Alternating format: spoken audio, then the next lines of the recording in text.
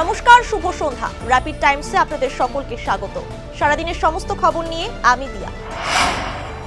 Hormuz প্রণালী পেরিয়ে রান্নার গ্যাস নিয়ে ভারতে পৌঁছে গেল নন্দা দেবী। মঙ্গলবার সকালে গুজরাটের ভাদিনার বন্দরে পৌঁছেছে এলপিজি বোঝাই ট্যাঙ্কারটি।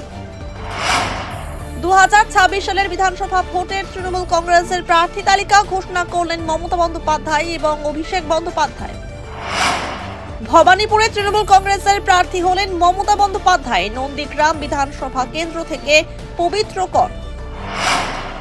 শিলিগুড়ি বিধানসভায় তৃণমূল কংগ্রেসের প্রার্থী হলেন গৌতম দেব। জামগ্রাম ফুলবাড়িতে তৃণমূল কংগ্রেসের প্রার্থী রঞ্জনশীল শর্মা।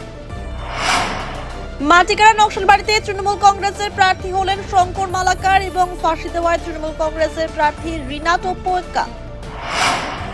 রাজগঞ্জে তৃণমূল কংগ্রেসের প্রার্থী হলেন স্বপ্না বর্মন। দিনহাটায় প্রার্থী উদয়ন গুহ। রাজগঞ্জের দীর্ঘদিনের বিধায়ক খগেশ্বর রায় পেলেন না টিকিট। দলের বিরুদ্ধে ক্ষোভ উগরে দিলেন তিনি।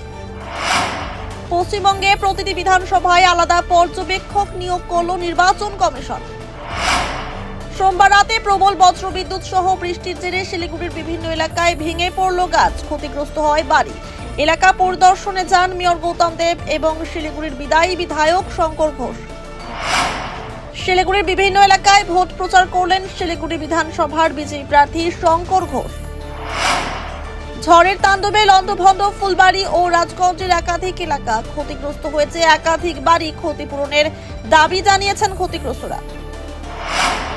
কয়েক মিনিটের ঝড় আর সেই ঝড়ের দাপটে ব্যাপক ক্ষতিগ্রস্ত নকশালবাড়ির বিস্তীর্ণ এলাকা।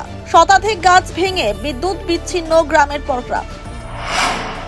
নাম ঘোষণা হতেই বাড়ি বাড়ি গিয়ে প্রচার শুরু করলেন মাটিগ্রা নকশালবাড়ি বিধানসভার সিপিআইএম প্রার্থী ঝরেন রায়। সাধারণ মানুষকে ভোট দেওয়ার অনুরোধ করেন তিনি। সারাদিনের সমস্ত খবরের আপডেট পেতে নজর রাখুন শিলিগুড়ি টাইমসে। শিলিগুড়ি টাইমসের খবর আপনারা পেয়ে যাবেন শিলিগুড়ি টাইমসের ইউটিউব, এক্স হ্যান্ডেল, থ্রেডস এবং ইনস্টাগ্রাম পেজেও। সঙ্গে থাকুন, দেখতে থাকুন শিলিগুড়ি টাইমস।